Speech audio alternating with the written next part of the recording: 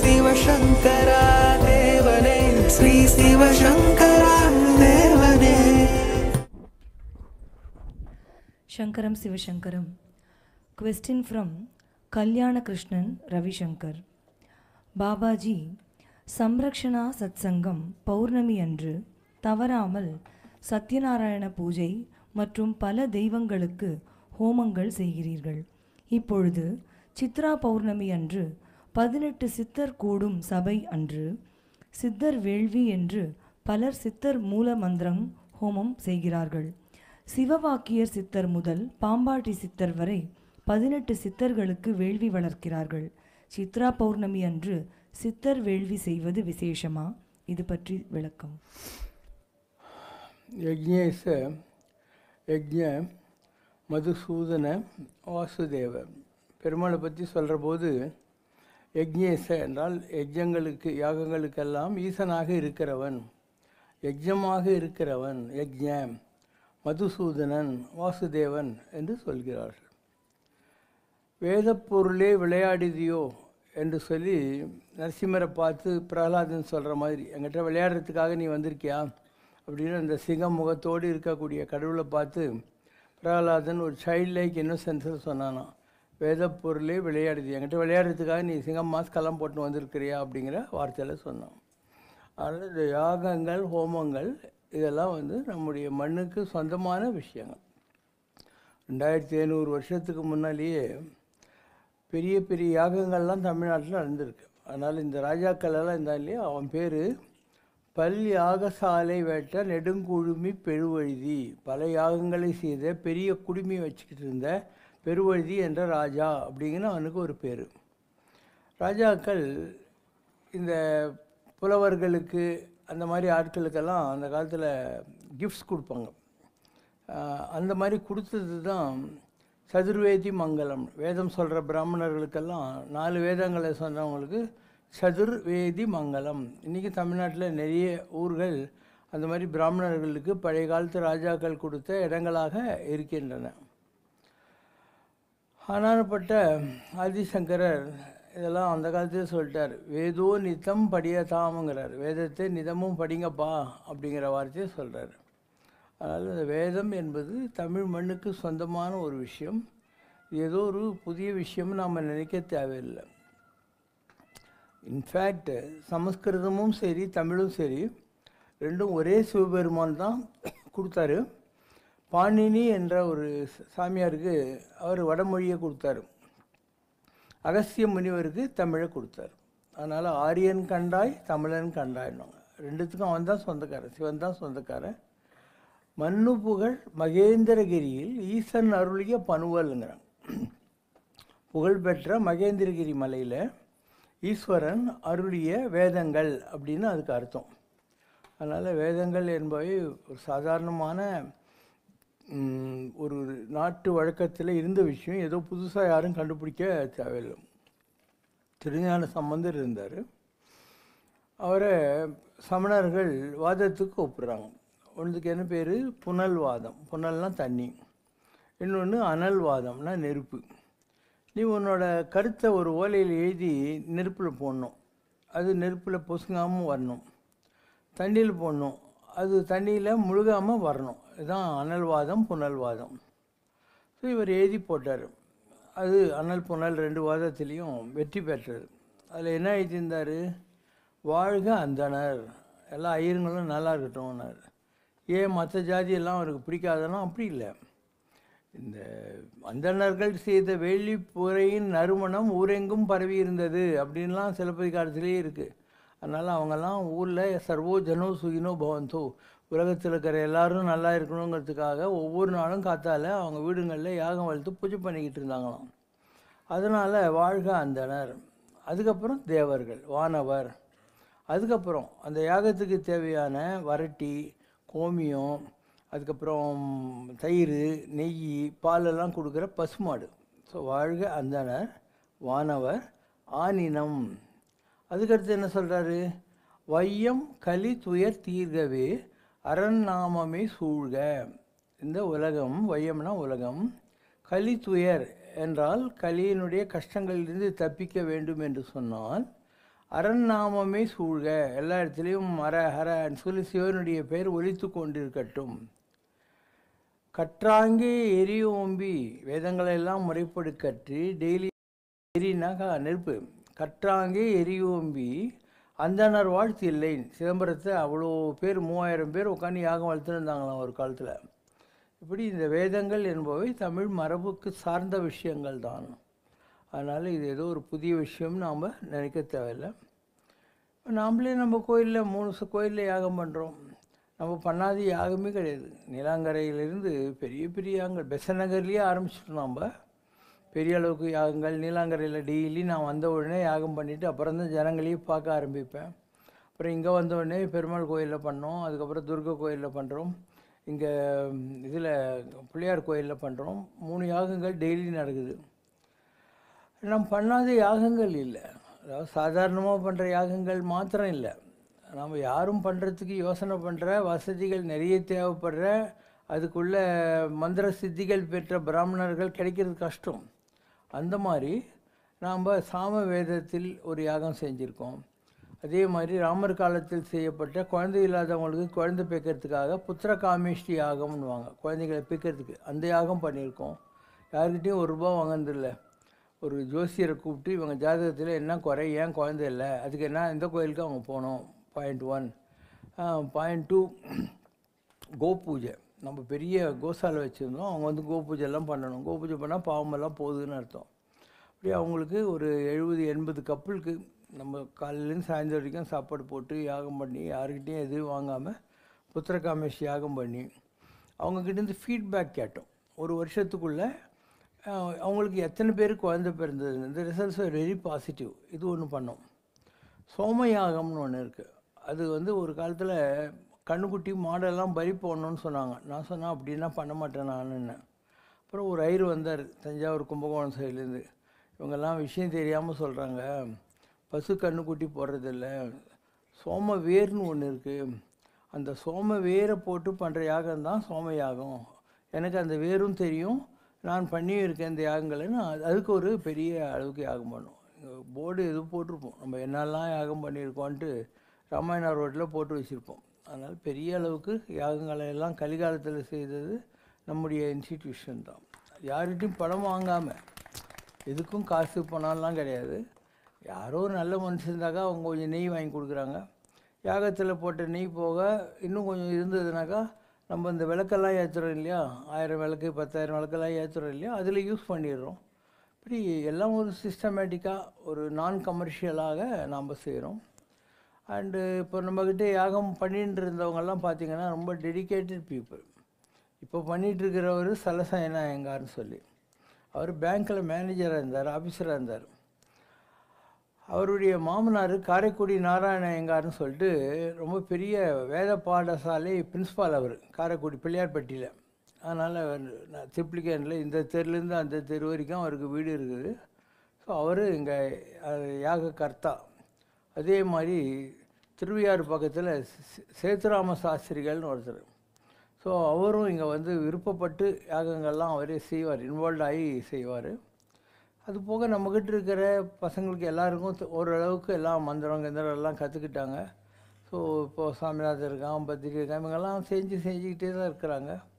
நம்மக்கிட்ட இருக்கிற கேர்ள்ஸ்லேருந்து எல்லாருக்கும் நீலாங்கரை டேஸ்லேருந்தே நம்ம மந்திரங்கள்லாம் கற்றுக் கொடுத்து வேதமெல்லாம் கற்றுக் கொடுத்தோம்.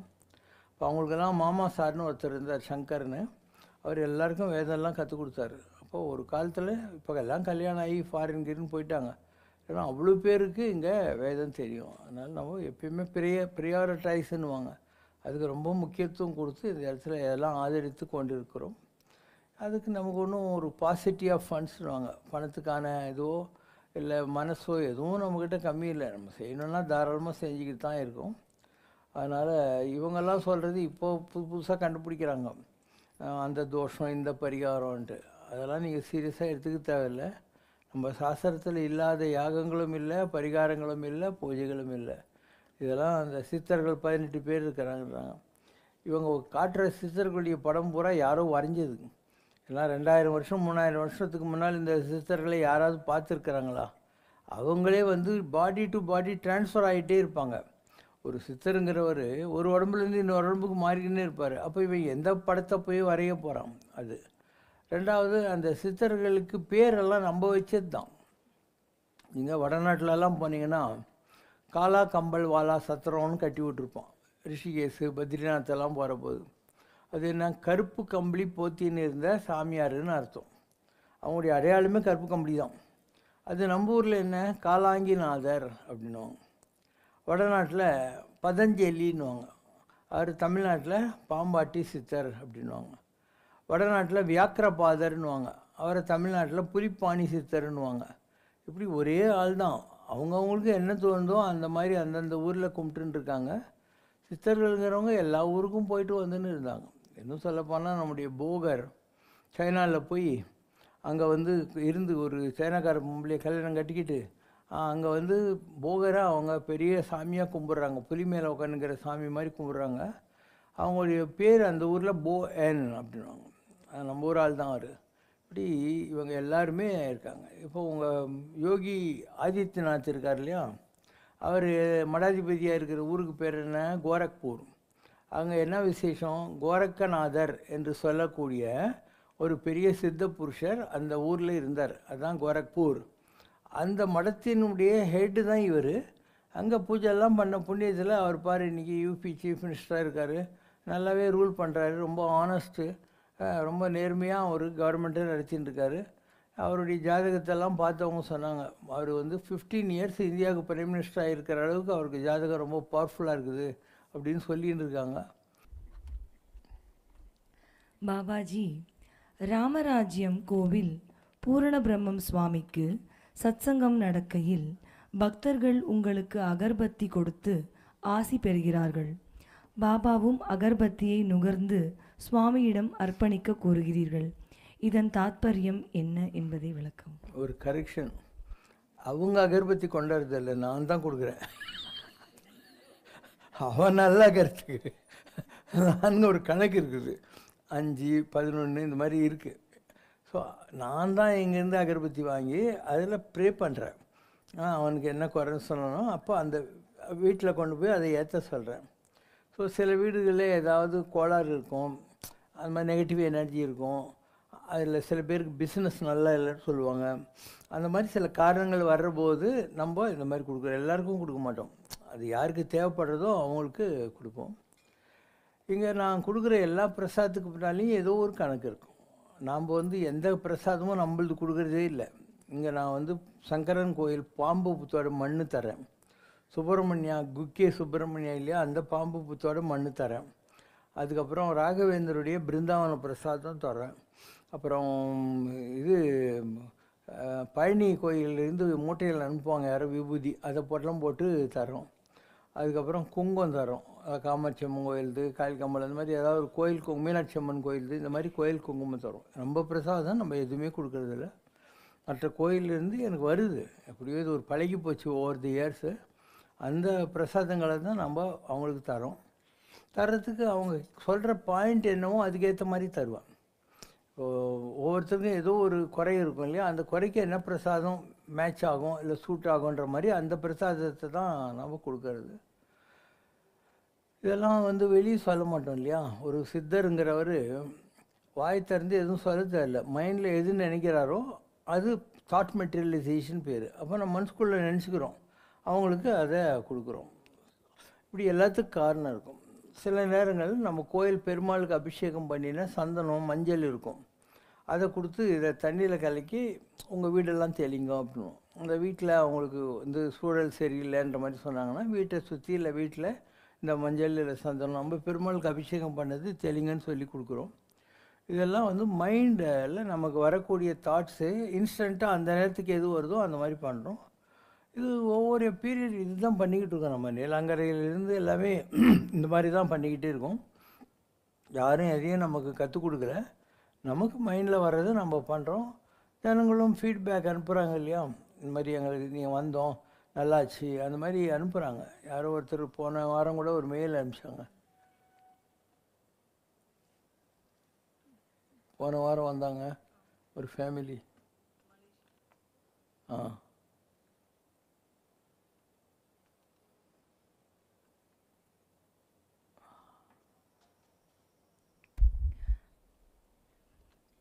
Email from Charles, Malaysia. Dear Baba, my wife always speak about your healing touch, that you have fully treated my mother-in-law's unknown disease, which the doctor was not able to find a cure for her.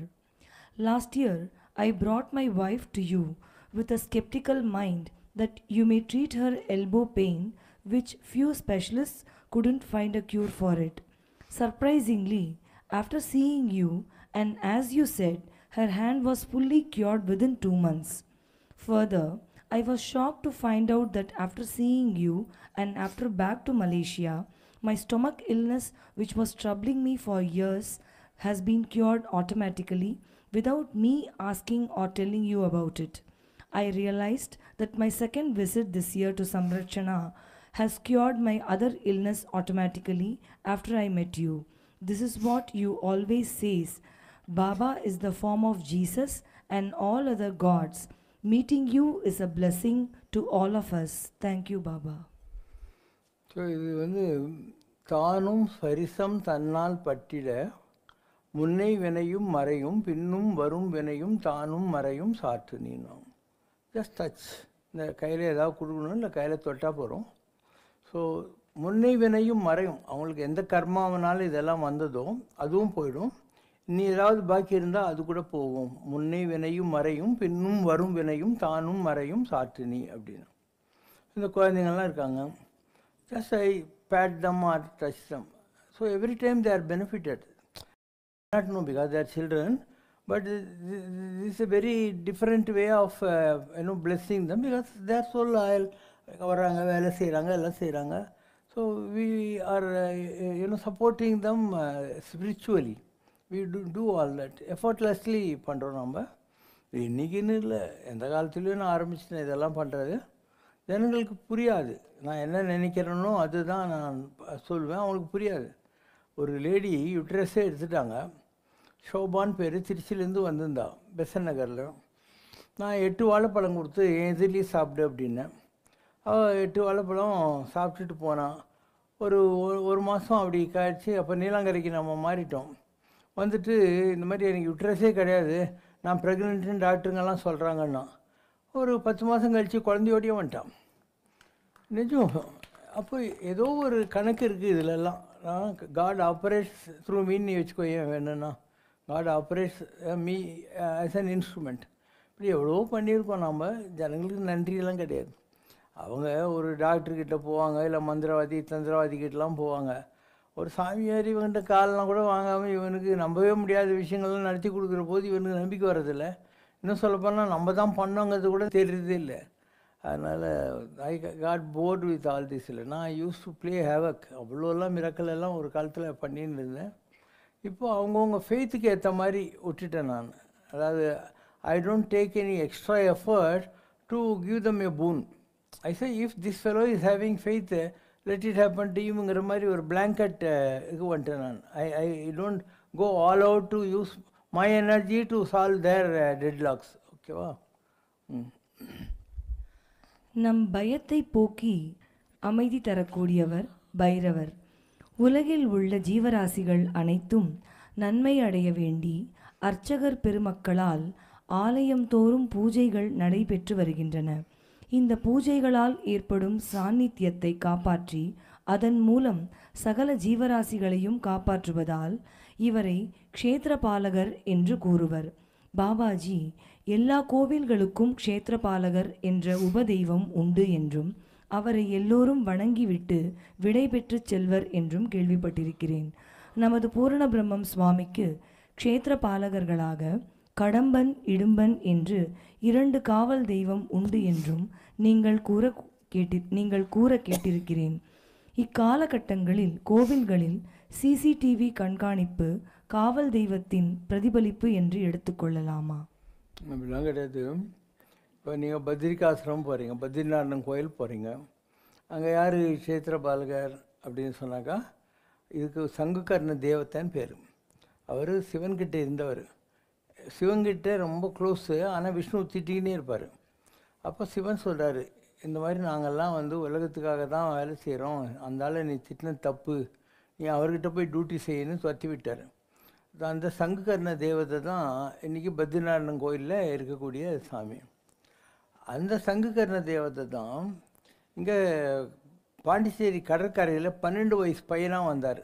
அப்போ அவருடைய பேர் என்ன? பாலாலய சித்தர்.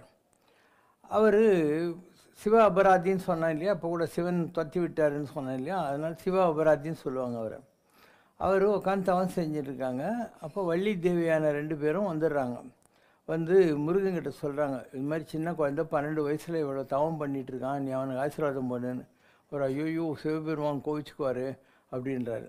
அப்போ போயான்னு சொல்லி முருகனை விட்டுட்டு வள்ளி தேவியான வந்து இன்றைக்கி மயிலமலை இருக்கு இல்லையா, மயிலம் அப்படின்னு திண்டிவனம் பக்கத்தில், அந்த இடத்துல இந்த பாலாலய சித்தருடைய தவத்துக்கு அவங்க ஹெல்ப் பண்ணிக்கிட்டு அங்கேயே இருக்காங்க.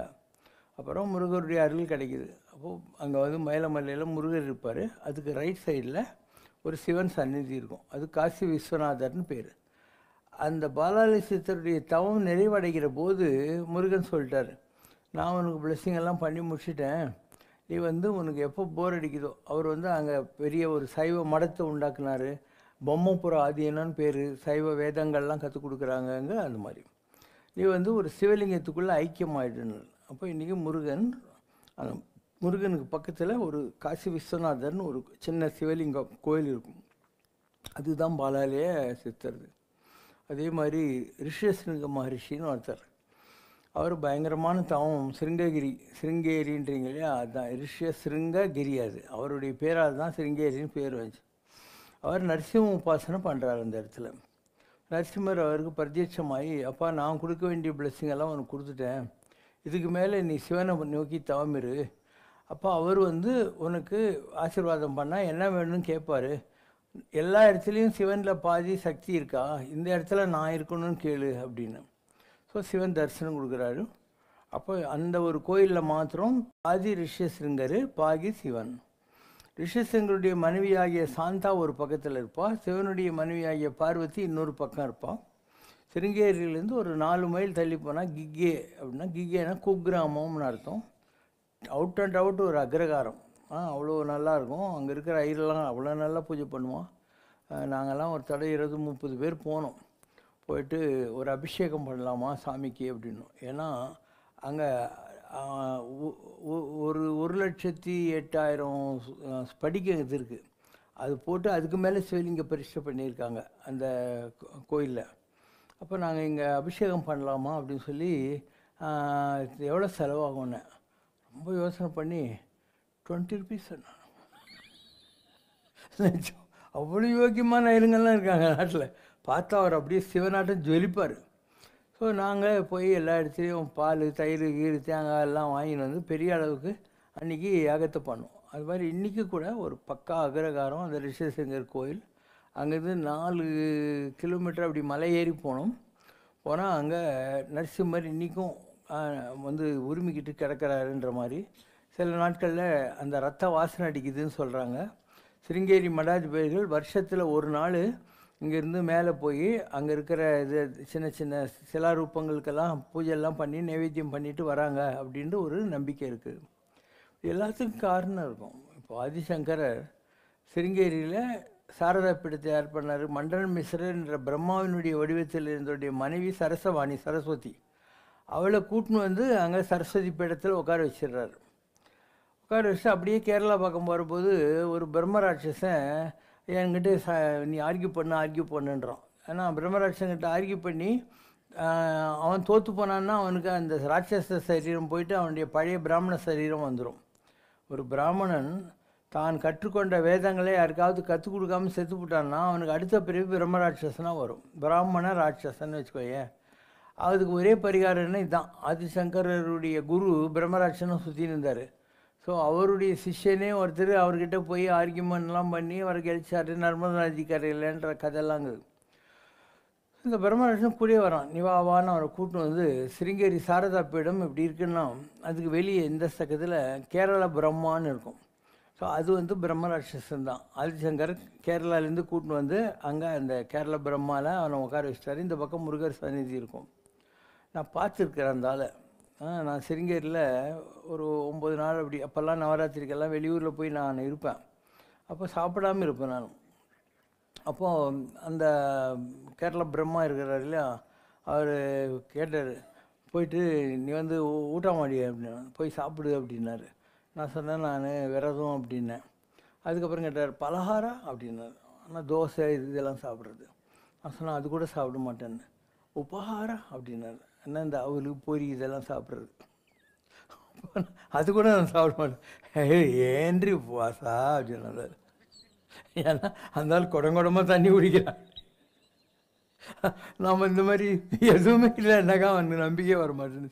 இந்த மாதிரி நிறைய இடங்கள் கோயில்களில் சக்தி இருக்குது. எல்லா கோயிலும் இருக்குன்னு நானும் சொல்ல மாட்டேன். அதாவது மகான்கள் சில காரியங்களுக்காக இந்த மாதிரி கொண்டு வராங்க. இப்போ சாரதா பீடம் இருக்குது.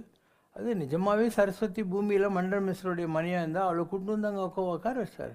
அதனால் தங்க விக்கிரகம் எப்போ பாரு உட்காந்து இவங்க மந்திரம் சொல்லிக்கிட்டே இருப்பாங்க. பூஜைகள்லாம் நடந்துக்கிட்டே இருக்கும். பெரிய டைனிங் ஹால் கட்டி எல்லாருக்கும் சாப்பாடெல்லாம் போடுறாங்க. இந்த தானம் தர்மம் எப்படி வரும்? தர்மஸ்தலாவில் போடுறாங்க, அதே மாதிரி இதில் சுப்பிரமணியாவில் போடுறாங்க, கோகர்ணத்தில் போடுறாங்க, கட்டில் துர்காவில் போடுறாங்க, கும்பாசியில் போடுறாங்க, நிறைய இடங்களில் போடுறாங்க. எப்படி கர்நாடகாவில் அவங்க விவசாயிகள் என்ன பண்ணுறாங்க, அவங்க நிலத்தில் வர்றதில் முதல் பங்கு கடவுளுக்குன்னு கொண்டாந்து அந்த மடாதிபதிக்கிட்ட கொடுத்துட்டு போயிடுவாங்க. கர்நாடகாவில் நிறைய மடாதிபதிகள் இருக்காங்க. இன்றைக்கும் கர்நாடகாவில் யார் சீஃப் மினிஸ்டராக வந்தால் கூட அந்த மடாதிபதிகள் இருக்கிறாங்க இல்லையா, அவங்க வந்து அவரை சீட்டில் உட்கார வச்சு அவருக்கு தலைமையில் கிரீடம் வச்சு ஆசீர்வாத மந்திரம் சொன்னப்புறம் தான் அவர் சீஃப் மினிஸ்டர். எந்த கட்சியாக இருந்தாலும் பரவாயில்ல, அவங்க அந்த 5 மடாதிபதிகள் இருக்காங்க அங்கே. அவங்க நேர்மையானவங்க தான். அவங்கெல்லாம் ஒரு 10,000 15,000 பசங்களை வச்சு பெரிய இன்ஸ்டிடியூஷன்லாம் நடத்துகிறாங்க. அங்கே கர்நாடகாவில் பெரிய நல்லா செய்கிறாங்க. கேள்வி. Question from Hyundai Murthy sir. தூங்காமல் தூங்கி சுகம் பெறும் நாள் எந்நாளோ என்பார் தாயுமானவர். ஒருவன் ஒரு நாளைக்கு 1 மணி நேரம் தூங்க பழக்கம் செய்வானேயானால் அவன் 1000 வருடம் ஜீவித்திருப்பான் என்று நம் வள்ளல் பெருமான் கூறுகிறார். பூரண ஞானிகள் அரிதுயில் கொள்வதுண்டு. ஆனால் இது பூரணத்துவம் பெற்ற சாத்தியர்களுக்கே அன்றி சாதகர்களுக்கு முடிவதில்லையே ஏன்? வேதாந்த தேசிகர் குரட்பா 3 மூவிரண்டு முன்னான்கு தோன்றத் தொலையும் துயர், அதாவது கருடனில் திருமூர்த்தி சொரூபராகிய எம்பெருமான் விஷ்ணு திருமகள் என்னும் பிராட்டியோடு 12 அடியார்களாகிய ஆழ்வாராதிகள் சூழ ஸ்ரீமத் பஞ்சாயுதபாணியாக சேவை சாதிக்க தொலையும் துயர் என்பதாக பொருளாகிறது. நமது மகாவிஷ்ணுவாகிய பாபா அவர்கள் விரிவான விளக்கம் அருள்வாராக. பசித்திரு, தனித்திரு, விழித்திரு அப்படின்னா. பசித்திரு அப்படின்னா ஞானத்துக்கான பசி. இந்த இட்லி தோசை புண்ணாக்குக்காக இல்லை. நம்ம சம்ரஷ்னால ஒரு அந்தாதி இருக்குது. அதில் வந்து பசி பசி என்று அலையும் மக்கள் மத்தியில் ஞான பசி எடுத்து காட்டுக்கு போனவனேன்னு இருக்கு பாருங்கள். பசி பசி என்று பறந்து திரிவோரில் ஞான பசி எடுத்து பரதேசம் போனவனே, அன்பை புசி புசி என்றூட்டி நம்மை சூழ்ந்த ஊழ்வினையை நசி நசி என்றே அறவொழிக்கும் வித்தகனே. இதுதான் பசித்திரு. பசித்திருனாக்கா சோறு பற்றி அவங்க சொல்லவே இல்லை. ஞானத்துக்கான தேடுதல். தேடுங்கள் கண்டடைவீர்கள். ஞானத்துக்கான தேடுதல் அதுதான் வந்து பசித்திரு. தனித்திருன்னு ஏன் சொல்கிறாங்க? ஜனம் கூட இருந்தால் ஊருக்கு அதெல்லாம் பேசின்னு இருப்பாங்க. என்னாச்சு அது இது எல்லாம் தேவையில்லாத வம்பெல்லாம் வரும். அதனால் முடிஞ்ச அளவுக்கு சாலிட்யூட் இஸ் பிளிஸ். இனிது இனிது ஏகாந்தம் இனிது, தனிமை கண்டதுண்டு அதிலே ஒரு சாரம் இருக்குதம்மா அப்படின்னு இதெல்லாம் நம்ம பெரியவங்க சொன்னது. அப்போ தனித்திரு. விழித்திரு அப்படின்னா கண்ணில் வெள்ளக்கண்ணை விட்டுருந்து இப்படி உட்காந்துன்னு இருக்கிறதில்ல. உள்ளுக்குள்ளோ நீ மந்திர ஜபம் பண்ணிக்கிட்டே இருப்ப. அதுதான் தூங்காமல் தூங்கி சுகம் பெறுவது எக்காலம் அப்படிங்கிற மாதிரி. தூக்கமா ஆனா ஆமாம், தூங்கலையானா ஆமாம், இப்படியெல்லாம் நடக்கும். இப்போ நான் அந்த மாதிரி ஆள் தான். நேற்று போய் படுத்தேன். அண்டு காலையில் 2:20 அப்படி இருக்கும். ஒரு பெரிய சாமியார் நல்லா உயரமாக அந்த சால்வெல்லாம் இப்படி போத்திக்கிட்டு ஒரு பஞ்சகச்சமெல்லாம் கட்டிக்கிட்டு அப்படி ஒரு பேய் பிசாசி இல்லை, மகான், யாரோ ஒரு பெரிய மகான், நான் மந்திரமே சொல்லிக்கிட்டே இருப்பேனா, தூக்கத்தில் எல்லாத்துலேயும் எனக்கு மந்திரம் ஓடிக்கிட்டே இருக்கும். ஸோ அதுக்கு அவங்க வந்து அங்கே எதிரில் நிற்கிறாரு, அந்த ரூம் ஜன்னல் இல்லையா, அந்த இடத்துல வந்து நிற்கிறாரு. எனக்கு உடனே முழிப்பு வந்துடும். எந்திரிச்சு உட்காந்துட்டு என்ன அப்படின்னுவேன். கொஞ்ச நேரம் அவர் என்ன பார்ப்பாரு, நான் அவரை பார்ப்பேன். அதுக்கப்புறம் அப்படியே போயிடுவாங்க. அந்த ஜன்னல் வழியாக வந்து ஜன்னல் வழியாக போகிற மாதிரி இருக்கும். எப்படி ஒரு இது காற்று, அது ஒரு ஒளி உடம்புன்னு சொல்கிறேன் இல்லையா, அந்த மாதிரி. இந்த மாதிரி நிறைய அனுபவங்கள் கிடைக்கும் ஆன்மீகத்தில். ஆனால் நீ அந்த அனுபவங்களுக்காக விழித்து இருக்க வேண்டியிருக்கும். இது வந்து ஹோலி ஸ்பிரிட்டு. இதே மாதிரி நெகட்டிவ் ஸ்பிரிட்ஸ் கூட வர்றது உண்டு, ஒரு காலத்தில் வரும். இப்படி நிறைய விஷயங்கள் நமக்கு தெரியும் இந்த ஆன்மீகத்தில். உனக்கு தெரியணும், உனக்கு வந்து இந்த தூங்காமல் தூங்கி சுகம் பெறுகிற அனுபவங்கள் இருந்தால் தான் இந்த மாதிரி ஸ்பிரிட்ஸ் எல்லாம் கண்டுபிடிக்க முடியும். ஸோ நிறைய இந்த மாதிரி வந்துக்கிட்டே இருக்கும். இந்த ஏரியாவில் யாருன்னா செத்து போட்டாங்கன்னு வையேன், அந்த செத்து போன ஆவி நான் எந்த ரூமில் படுத்திருந்தாலும் சரி, அந்த இடத்துக்கு வந்து ஒரு மூலையில் இப்படி காலை கட்டின்னு உட்காந்து அழுதுக்குன்னு இருக்கும். இதெல்லாம் இருக்குதுன்னா நீ நம்புறியா? இதெல்லாம் நடக்கும். உனக்கு தில் இருக்கணும். அப்போ நீ எந்த சூழல்லையும் வந்து அதை பார்த்து நீ ஃபங்க் ஆகக்கூடாது. அப்படி இருந்தாக்கா அதுங்களுக்கு ஏதோ ஒரு குறைப்பாகும். அதுங்களுக்கு தெரியும் நீ நல்ல பவர்ஃபுல்லாக இருக்கேன்னு சொல்லி வரும். அது பாட்டுக்கு அழுதுட்டு போயிட்டே இருக்கும். ஆன்மீகம் ரொம்ப டிஃப்ரெண்ட் பாஷை, நீ நினைக்கிற மாதிரி இல்லை. Question from Govindan sir. இந்த பிரபஞ்சத்தின் படைப்பாளி யார்? கடவுளா, பிரம்மமா, பிரகிருதி என்று சொல்லப்படும் இயற்கையா? நீங்கள் தான். கடவுள் என்பது ஒரு எனர்ஜி, எலக்ட்ரிசிட்டி என்பது ஒரு எனர்ஜி. அந்த எலக்ட்ரிசிட்டி இது மைக்கு, அது பல்பு, அந்த மாதிரி. அப்போ கடவுள் என்கிற ஒரு டிவைன் எனர்ஜி இருக்குது, that operates through you. So உனக்கு கல்யாணம் ஆகி நீ குழந்தை பெற்றுக்கிற இல்லையா, அதுதான் பிரம்மாவுடைய வேலை. நீ ஒரு ஆஃபீஸுக்கு போய் பிஸ்னஸ் பண்ணி 4 பேருக்கு உங்கள் குடும்பத்தில் சோறு போடுறியா, அது விஷ்ணுவோட வேலை. உனக்கு தெரிஞ்சோ தெரியாமலோ வந்து ஒரு காரு இல்லை ஏதோ பண்ணி ஆக்சிடெண்ட்டு எதுலேயோ ஒன்றுத்தில் நீ வந்து டெஸ்ட்ரக்ஷனுக்கு காரணக்கர்த்தாவாக இருக்கியானாக்கா அது வந்து சம்ஹாரம். ஸோ இதெல்லாம் உன்னை வச்சு தான் கடவுள் செய்கிறாரு. இந்த உலகத்தில் படைத்தல், காத்தல், அழித்தல் இதெல்லாம் உன்னை வச்சு தான் செய்கிறாரு. அண்டு அதில் ஒரு ஹையர் லெவலுக்கு போக முடியும். இப்போ அந்த படைத்தல், காத்தல், அழித்தல் நார்மலாக வந்து இந்த உலகத்தில் இருக்கிற எனர்ஜி உங்கள்கிட்டையும் இருக்குது. அதனால் நீங்கள் உங்களை வச்சு தான் கடவுள் இதெல்லாம் செய்கிறான். இப்போ எங்களை மாதிரி ஒரு சித்த புருஷர்கள்லாம் வந்துடுறோம் இல்லையா, எங்களுக்கு வேறு மாதிரியான ஒரு இது இருக்குது. அதாவது பாரதியார் பாடுவார் இல்லையா, அண்டங்கள் கோடி படைத்தாய், சித்தினை அசித்துடன் நினைத்தாய், அதெல்லாம் சொல்கிறீங்க இல்லையா, பாரதியாருடைய பாட்டிலெல்லாம் வரும். அந்த மாதிரி என்னை பற்றி ஒரு இதில் வரும், ஒரு நாடியில் வரும். என்ன வரும்னாக்கா,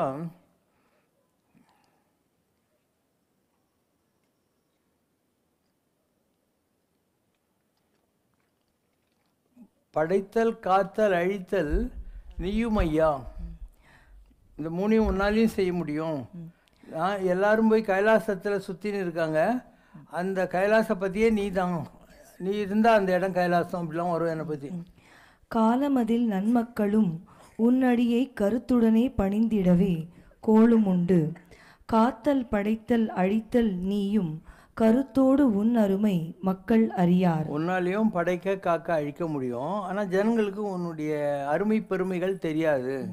ஆசியோடு அழிவுற்ற அகிலம் தன்னை அன்பு பூண்டு படைத்தலோடு காத்தல் நீயும். உலகம் இப்போ அழிய போகுது. அப்படி அழிய போகிற உலகத்தை அன்பினால் மறுபடியும் ஒரு ரீக்ரியேட் பண்ணுறது அக்கார்டிங் டு யுவர் பிளான்ஸ் இல்லையா. அன்பு பூண்டு அந்த வேலையை நீ தான் செய்ய போகிறேன். நானிலத்தே கைலாயத்தை வலம் வந்தாய். இந்த பூமியில் இருக்கிற கைலாசத்தை நீ சுற்றி வந்ததொரு மும்மூர்த்தி நீயும். மும்மூர்த்தி தான். கைலாசத்தை நீ சுற்றினியே, நீயே மும்மூர்த்தி தான். வையகத்தில் நெற்றிக்கண் உந்தனுக்கு. சிவனுக்கு இருக்கிற நெற்றிக்கண் உனக்கே இருக்குது இந்த பூமியில். உந்தனுக்கு இந்நாளில் ஒளியாய் உண்டு உன்னருள் பெற்றவரும் எம்பெருமானே. பெரிய பெரிய சித்தர்கள், மகான்கள்லாம் வந்து உங்கள்கிட்ட ஆசீர்வாதம் வாங்கின்னு போகிறாங்க. பெருமானே, சக்கரமோடு அக்ஷர ரேகை உன் கையிலேயே சங்கு சக்கர ரேகை இருக்கு. பற்றுதலாய் நவநிலை கோட்களையும் 9 கிரகங்களையும் உன் கையில் நீ அடக்கிற பவர் உங்கள்கிட்ட இருக்கு. வரும் உலகில் உள்கரத்தில் அடக்கியாள். வலம் வந்தால் உன்னருள் சீடருக்கு அருளோடு மகானின் நயனம் கூட. திருவண்ணாமலைக்கு போய் மலை சுற்றுறதும் ஒன்று, பௌர்ணமிக்கு நீ இருக்கிற இடத்துல ஒன்றை சுத்தாலையும் ஒன்று தான்.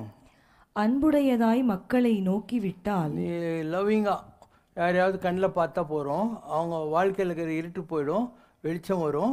அருள் கிடைக்கும், அவங்களுக்கு பொருள் கிடைக்கும். இருள் விலகி அருள் காண பொருள் சேர்க்கை இன்பமோடு மகானின் அக்ஷரத்தை சங்கரம் சிவசங்கரம், இது துவாதச நாமம். கேசவாயனம கோவிந்தாயனம மாதிரி 12 எழுத்து. சங்கரம் 5, சிவா 2, சங்கரம் 5. சங்கரம் இதை 12 எழுத்து மந்திரம். இதை யார் நம்பிக்கையோடு சொல்கிறாங்களோ, அக்ஷரத்தை நன்மக்கள் அகத்தில் ஒழுகி அன்பு பூண்டு துயர் நீங்க வழி காப்பார். யாரெல்லாம் அந்த வார்த்தைகளை சொல்கிறாங்களோ அவங்க மேலே நீ பிகாஸ் ஆஃப் யுவர் லவ் அவங்க கஷ்டம் போகிறதுக்கு நீ வழிகாட்டுவ. இந்த விதம் ஈசனோடு அன்னையின் அமைப்பு. உங்கள்கிட்ட 2 பேர் இருக்காங்க, சிவனும் இருக்கா, சக்தி இருக்கா. அதனால் நீ சிவசக்தி ஐக்கிய சொரூபமானவன். இன்ப நிலை உந்தனருள் கிட்டியவருக்கு உங்கள்கிட்ட பிளெஸ்ஸிங் வாங்கினாங்கன்னா அவங்களுக்கு சந்தோஷம் வரும் வாழ்க்கையில். கிட்டியவரும் சிவசங்கர் பாபாவை கருத்துடனே உபய வேளை ஒழுகிய வண்ணம் பார்க்கறது ஒன்று, அதுக்கப்புறம் உன்னை நினைக்கணும். அவங்க உன்னை நினைக்க அவங்க வாழ்க்கை மாறிக்கிட்டே இருக்கும். கருத்துடனே உபய வேளை ஒழுகிய வண்ணம் இட்டமான நன்னருள் கிட்டும் குடியில் இடரகல சப்தகிரி வாசனும் நீயே. திருப்பதியில் போய் எல்லாரும் பாலாஜி பாலாஜின்னு கும்பிட்றாங்க இல்லையா, அங்கே இருக்கிற எனர்ஜியும் உன்னோட தான். இடரகல சப்தகிரி வாசனும் நீயே. ஐயனே சப்தகிரி நாடுவோர்க்கு திருப்பதிக்கு போய் கும்பிட்டாலையும் ஒன்று தான், இங்கே கும்பிட்டாலையும் ஒன்று தான், ரெண்டும் ஒரே எனர்ஜி. ஐயம் தீர அவர் குறையும் நீயே அகற்றி உந்தன் புகழ் ஐம்பானீர் காலத்துள்ளே. உனக்கு 52 வயசு வர்ற போது இதெல்லாம் நடந்துடும்.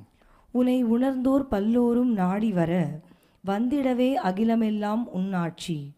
வையகத்தில் தன்னை விட தெய்வம் உண்டோ? இந்த பூமியில் உன்னை விட பெரிய கடவுள் இல்லவே இல்லை. வையகத்தில் உன்னை விட தெய்வம் உண்டோ? வேற உன்னளவுக்கு பவர்ஃபுல்லான கடவுள் இந்த உலகத்திலே இல்லை. இந்த விதம் தன் கருணை அவரவர்க்கும் இடரில்லா எடுத்துரைத்தாய் வாழ்நாளில் நாளுடனே 3000 சித்தரும் நீயே. 18 சித்தர்களும் உங்கள்கிட்ட இருக்காங்க. நலம் பயக்க சப்தரிஷி உன் வடிவில் 7 ரிஷிகளும் உங்கள்கிட்ட இருக்காங்க. காலமதில் நன்மக்களும் உன் அடியை கருத்துடனே பணிந்திடவே கோளும் உண்டு. கண்டிடவே அப்புதீதம் ஆகாயம் ஆற்றல். இந்த பஞ்சபூதங்கள் சொல்கிறாங்க இல்லையா, திருப்பதி திருவண்ணாமலை, திருவானை கோயில், காளாஸ்தி, சிதம்பரம், இந்த 5 இடத்துல கூட உன்னுடைய அந்த பஞ்சபூதங்களுடைய எனர்ஜியும் நீ வச்சிருக்க. கருத்துடனே பூமி பிரபஞ்ச தத்துவத்தை உண்மையுடன் பஞ்சதலத்தில் நீயே ஈசன். பஞ்சதலம்னா இப்போ நான் சொன்ன இடம், அந்த இடத்துல ஈஸ்வரன்ங்கிற ஒரு அமைப்பு இருக்கு இல்லையா, அது உங்கள்கிட்டையும் இருக்குது. உந்தனையே முழுமதி நாளில் வலம் வந்தோர். பௌர்ணமி இன்னைக்கு நீ இருக்கிற இடத்துல சுற்றினா போகிறோம். வந்தோரும் குறையகன்று வளமை காண்பார். அவங்களுக்கு ப்ராப்ளம் சால்வ் ஆகும். வையகத்தில் உன் இரு கண் ஒளியும். உன் கண் இருக்கு இல்லையா, இதில் ஒன்றில் சந்திரன், ஒன்று சூரியன். இந்த கண்ணில் அது வச்சிருக்க நீ. உண்டான மாலவனோடு மருகனாகி. நீ தான் பெருமாள், நீ தான் முருகன். மாலவன் நான் பெருமாள், மருகன்னா அவன் மாப்பிள்ளை முருகப்பெருமான். அதனால் மாலவன் மருகன் நீயே தான். வேலவனும் நீ, மாலவனும் நீ. உண்மையாக ஆண்டி கோலம் பூண்ட சீடா. உள்ளத்தில் ஆண்டி கோலம் பூண்ட சீடா. வெளியில் வேஷம் கட்டின்னு இருப்ப, ஆனால் உள்ளுக்குள்ள நீ ஆண்டியாக இருக்க. பூண்டிடவே போகரின் நவ ஆலமத்தை பிரபஞ்ச தத்துவத்தை அடக்கி நீயும் உண்மையுடன் சபரிபீட நாயகனும் நீயே. சபரிமலை ஐயப்பன் கோயில் கும்பிட்றாங்களே, அந்த எனர்ஜி நீ வச்சிருக்க. உந்தனுக்கு இல்லறமும் ஏதுரைக்க. குடும்ப வாழ்க்கைலாம் கிடையாது. நன்மையுடன் செல்லாத கிரியும் உண்டோ? நீ போகாத மலை புண்ணிய கஷேத்திரங்கள் இருக்கா? நான் உரைத்தேன் ஈசனோடு நீயும் பேசி. நீ நேரடியாக சிவங்கிட்ட பேசினவன் எனக்கு தெரியும். கைலாயத்தில் நீ சிவங்கிட்ட நேரடியாக பேசின, அதனால் நீயும் சிவனும் ஒன்று தான். பேசிடவே அவன் அருளை கடந்து விட்டாய். பெற்றருள் இவ்வுலகில் மும்மூர்த்தி ஆகி ஆகியுமே பலமகான் உன்னை காண. நீ மூர்த்தியுடைய எனர்ஜி வச்சிருக்க, அதனால் பெரிய பெரிய மகான்களெல்லாம் நீ இருக்கிற இடத்துல உன்னை தேடி வருவாங்க. அன்பு பூண்டு தன் குடிலை நாடி வருவார். உங்கள்கிட்ட வருவாங்க எல்லாரும். வந்திடவே சத்யசாயி பாபாவும் நீயுமாகி. சத்யசாயி பாபாவுடைய டிவோட்டிஸ் எல்லாம் இருக்கிறாங்க இல்லையா, அவங்கெல்லாம் கூட ஒன்று தேடி வருவாங்க. இதெல்லாம் வந்தது தான். இதெல்லாம் எப்போ 1984 டைம்லேயே சொல்லிட்டாங்க. இப்போ நேற்று இந்த கலவைன்னு ஒரு இடம் இருக்குது இல்லையா, காஞ்சிபுரம் பக்கத்தில், அங்கே ஒரு சாமியார் இருக்கிறார். அவர் கமலக்கண்ணி அம்மன் கோயில்னு ஒன்று கட்டிக்கிறார் கலவையில். இங்கே வர்ற யாரோ அங்கே போயிருக்காங்க. ஸோ அவர் எதோ எழுதி கொடுத்து அனுப்பிச்சார். சொன்னேன்ல, அவர் கலவையில் கோயில் கட்டியிருக்காரு. அந்த கோயிலில் இருக்கிற சாமி இதுக்கு முன்னால் செஞ்சிக்கோட்டை கீழே இருந்துச்சு. ஒரு தேசிங்கராஜன் காலத்தில் இருந்த ஒரு கோயில். நாளடைவில் அப்படியே ஆற்காடு எல்லாம் சண்டைலாம் நடந்தது இல்லையா, எம்ஜிஆர் சினிமா பார்த்துருப்பேன் நீ, ராஜா தேசிங். அந்த கதைலாம் அங்கே தான் நடந்துச்சு. அங்கே ராணிக்கோட்டை ராஜா கோட்டைன்னு இருக்குது, ரெண்டுத்துக்கு நடுவில் ஒரு சுரங்க பார்த்துக்குது. இந்த மலை மேலே ராஜா கோட்டை, அது மேலே ராணிக்கோட்டை, அந்த மாதிரிலாம் இருக்கும். அந்த காலத்தில் வந்து மரத்தில் செஞ்சு மெக்கானிசத்தில் ஆப்ரேட் பண்ணுற பறக்கும் குதிரை இருந்துச்சான். அதனால தான் உங்கள் வத்தி பொட்டியெல்லாம் குடியாத்தத்தில் பண்ணால் பறக்கும் குதிரை போட்டிருப்பாங்க. அந்த மாதிரி அந்த காலத்தில் இருந்துருக்கு. ஒரு mechanically operated short distance fly பண்ணுற இது மாதிரி சில விஷயங்களெல்லாம் இருந்திருக்கு. ஏதோ ஒரு என்ஜினியரிங் ஸ்கில் இருந்திருக்கு. ஸோ அங்கே இவர் ஒரு நாள் படுக்க போயிருக்கார் நைட்டில். இப்போ அங்கே இருக்கிற அம்மன் இல்லையா, அது சொல்லிச்சான், இங்கே என்னை யாரும் கவனிக்கிறது இல்லை, நான் வர்றேன் உங்கள்கிட்ட, நீ வந்து எனக்கு கோயில் நல்ல இடத்துல கட்டி வச்சிடுன்ட்டு இவர் உடம்புக்குள்ளே வந்துச்சு. அப்போது அந்த கோயிலில் அந்த காலத்தில் தேசிங்கராஜ காலத்துலேருந்து கும்பிட்டவங்கலாம் இருப்பான் இல்லையா, அவங்கெல்லாம் இவர்கிட்ட வருவாங்க. அந்த அட்ராக்ஷன், இவர் அவங்களுக்கு எதனா அருள்வாக்கெல்லாம் எழுதி கொடுப்பாரு, அது நடக்கும். அவங்கெல்லாம் ஏதோ காசு கொடுப்பாங்க. அப்படி கொடுத்த காசை வச்சு இன்றைக்கி கலவையில் சச்சிதானந்த சாமின்னு அவருக்கு பேர், ஒரு கமலக்கண்ணி அம்மன் கோயிலை நல்லா கட்டிட்டார். 31/3/2025. இப்போ 31ஆம் அவர் சொன்னது. His holiness, how is Baba? நான் தான். பாபா ஒரு மாமனிதர். பாபாவை உலகம் முழுவதும் அறியும் நாள் மிக விரைவில் வருகிறது. மாடு சேற்றில் இருந்தால் என்ன, சாணத்தில் இருந்தால் என்ன, அது தரும் பால்தான் அனைவருக்கும் நலம். I like his discourses. இப்போது இந்த இடம் எவ்வளவு பிரசித்தி பெற்றுள்ளதோ அதேபோல் அங்கு அவர் இருக்கும் இடம் பிரசித்தி பெற்று அவர் அருள் பெறுவர். அவர் அறிவியல் கலந்த ஆன்மீகத்தில் வெற்றி பெற்றிருக்கிறார். அறிவியல் கலந்த சயின்டிஃபிக் ஸ்பிரிச்சுவல்.